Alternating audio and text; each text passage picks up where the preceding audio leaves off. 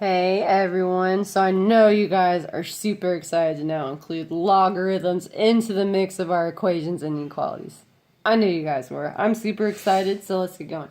So our first type of log equation we're going to talk about is when the log is on only one side of our equation.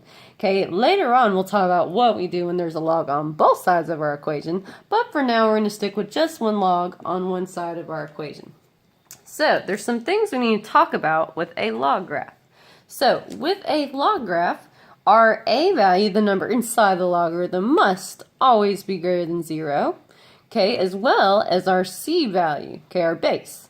Okay, so these must be positive numbers essentially, and they can't be 0. So let's explain why. I'm going to convert this to an exponential, and it'll kind of make more sense. So remember, the base of my log is the base of my exponential, so the base will be c, okay, which I'm going to write over here. Alright, and then remember these two trade places. So my x is going to hop into the exponent of my exponential. Alright, so I'll have x. And then it will equal this number because it'll hop to the other side. So it'll equal a. Okay, so these two just traded places, basically. Alright, so let's talk about why these two values have to be greater than 0. So exponentials, you guys, either have to steadily increase or steadily decrease their exponential growth or decay. So if our a value, the number in the log, that is also what your exponential equals. Okay, so if we are steadily growing, okay, that means that it can't really equal a negative. Okay, so this means it has to be a positive number. So this is why. If we raise something to a power, okay, it must stay positive. Like 2 times 2 is 4, times 2 is 8, times 2 is 16, times 2 is 32, and etc. Okay, even 2 to the 0 power gives us 1. And 2 to the negative 1 actually will give you 1/2. So even when we have negative exponents, we're still not getting a negative value. Okay, so that's why what our exponential equals can't be a negative. Okay, and it also can't be a 0 for the same reasons that I said. 2 times 2 is 4, times 2 is 8, times 2 is 16. 2 to the 0 power is 1, not 0. And 2 to the negative 1 is 1/2. 2 to the negative 2 is 1/4. Okay, this will never be 0, ever. Okay, so your a value definitely can't be 0 or negative. Okay, now, the reason why our base can't be a negative or 0, if we have a negative number and we raise it to an exponent, okay, that's not going to be a steady growth or decay.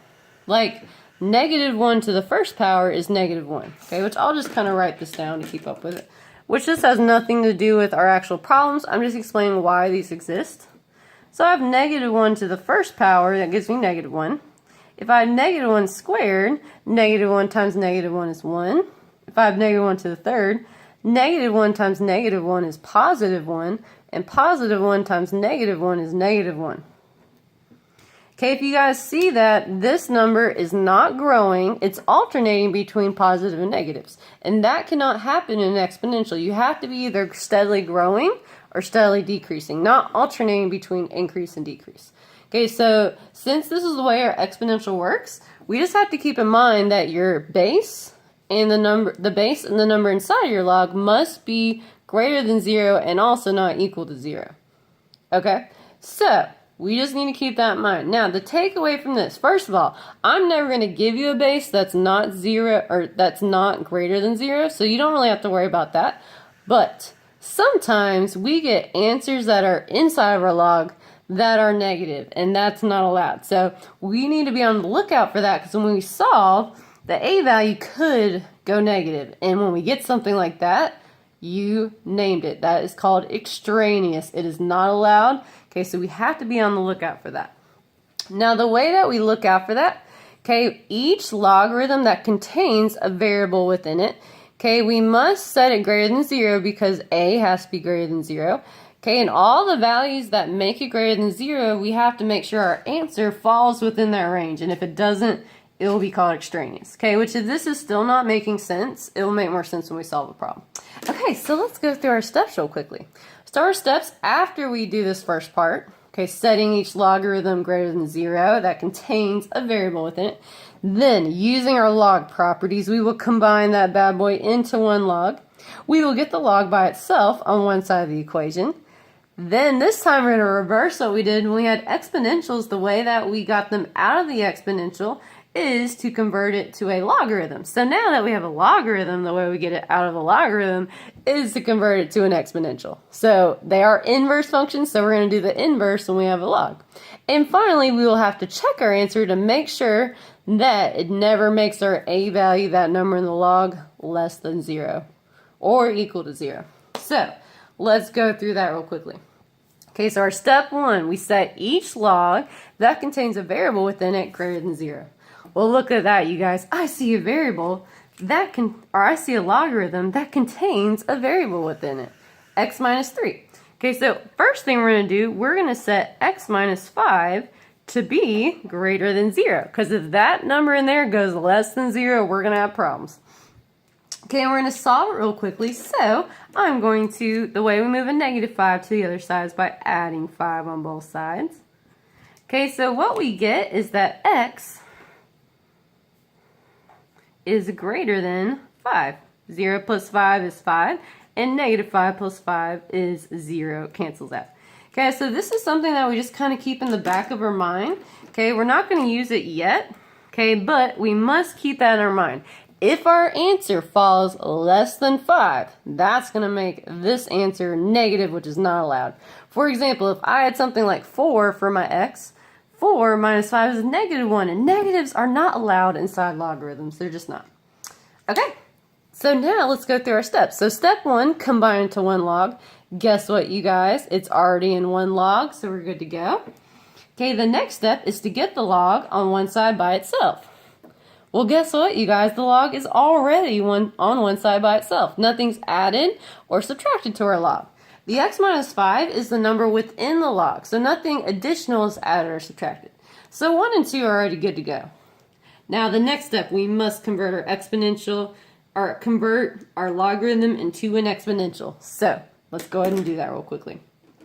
Alright, so we're going to have log. I'm going to set it up. Alright guys, so the base of my log, or I'm sorry, we're converting to an exponential. Jeez, Miss Long, get it together. Sorry guys, I'm still in exponential mode. What's my problem? Sorry, I hope I didn't cause too many problems on your paper.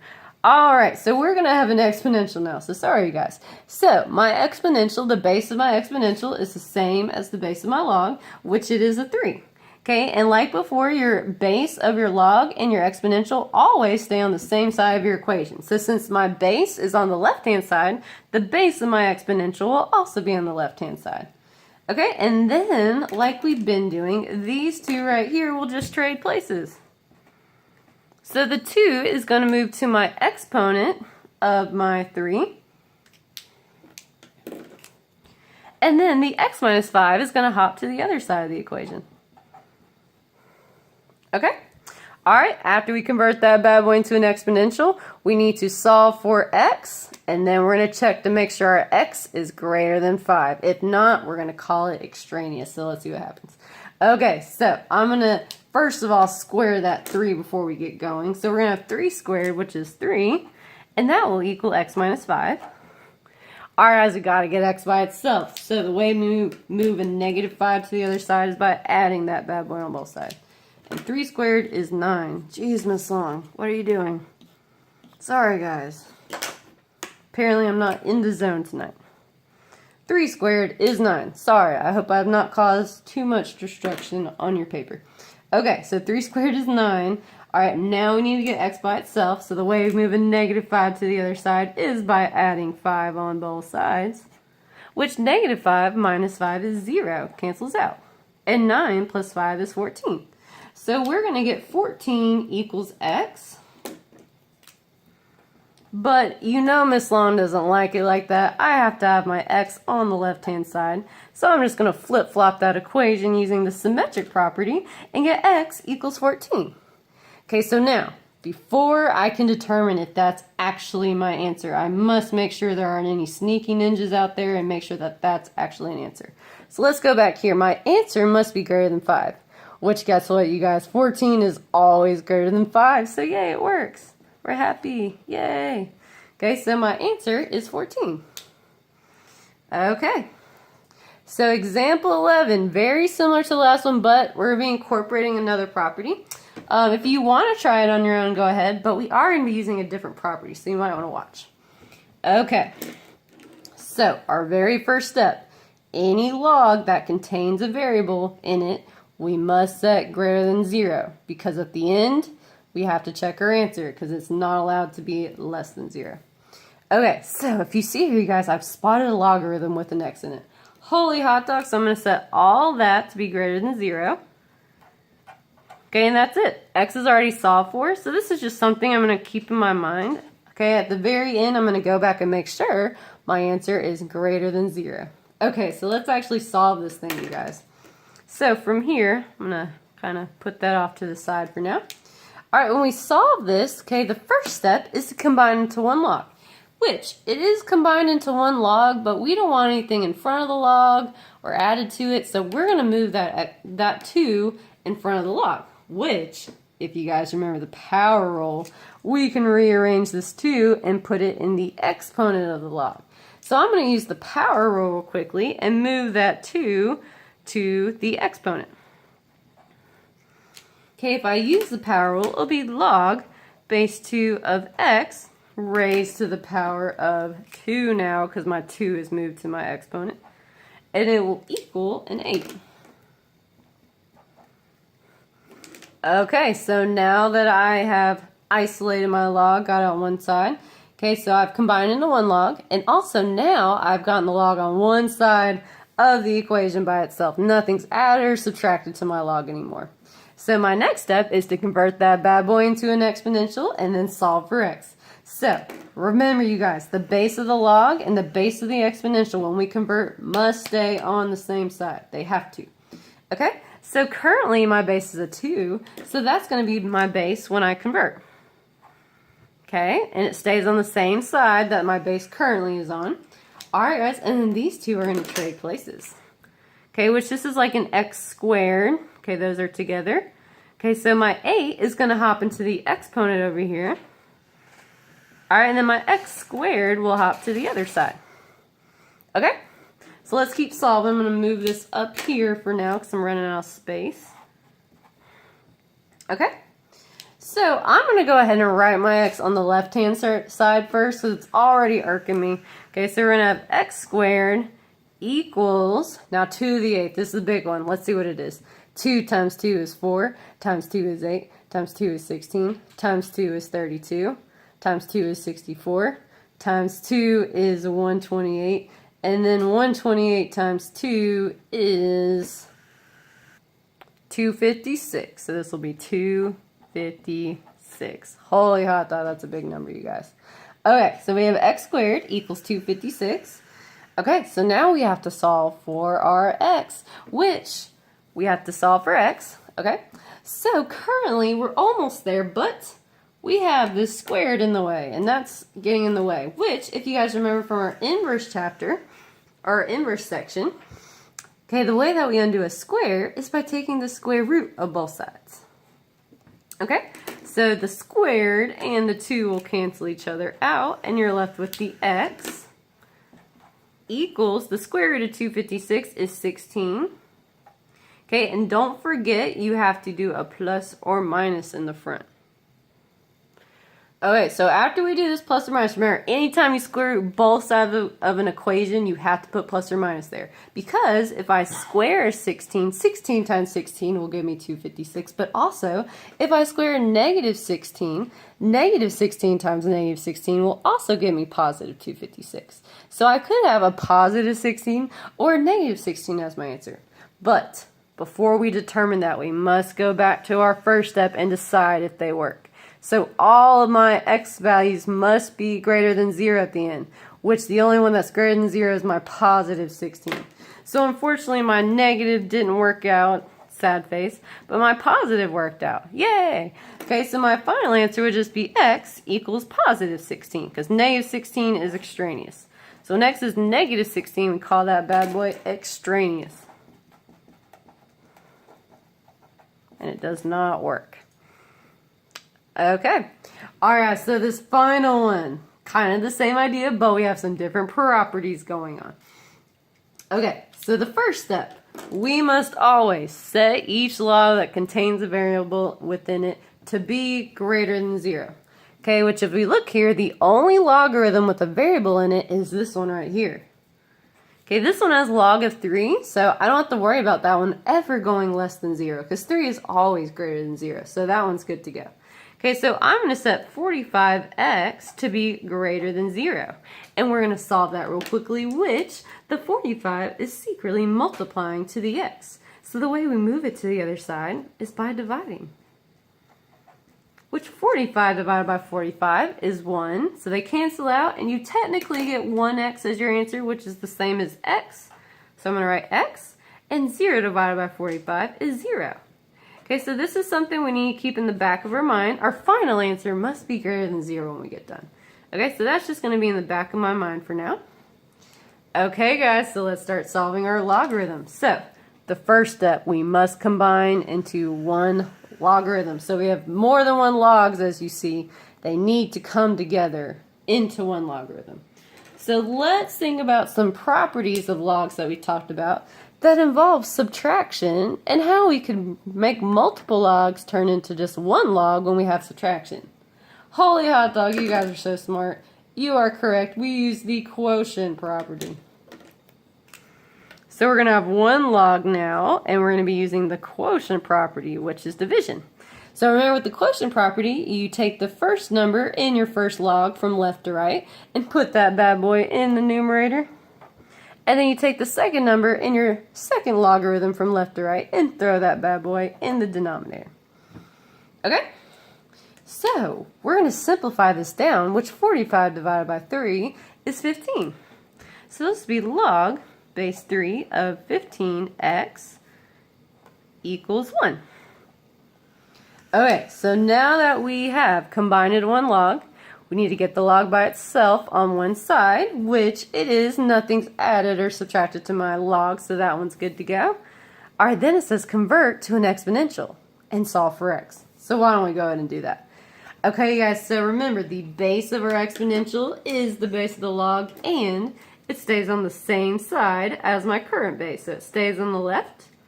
Okay, and then remember, you guys, these two will trade places.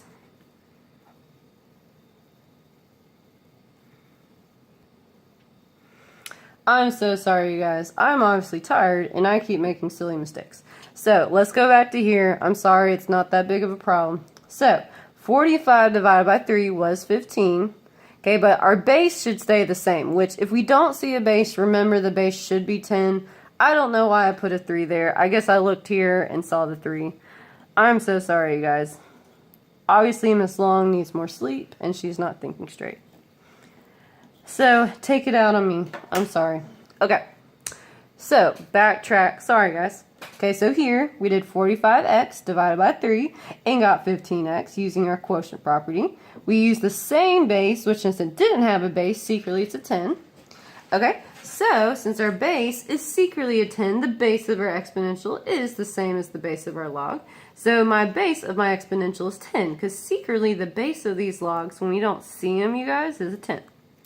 Okay, and now these two will trade places. Okay, we're going to get it right this time. Okay, so my 1's going to hop with the 10. Okay, and my 15x is going to hop to the other side. Okay, guys, which I'm going to move it up here since we're running out of space. Okay, so we have 10. 10 to the first power is just a 10, which makes our life easier. 10 equals 15x. Okay, now I need to get x by itself, which our 15 is secretly multiplying to the x. So the way we move it to the other side is by dividing by 15. Okay, which 15 divided by 15 cancels out and turns to 1. So I could write 1x or just x. And then we have 10 over 15, which we're going to reduce that down real quickly. Okay, a number that goes into both 10 and 15 is, you guys already know, 5. Okay, so we're going to divide each of these by 5 to reduce that fraction down.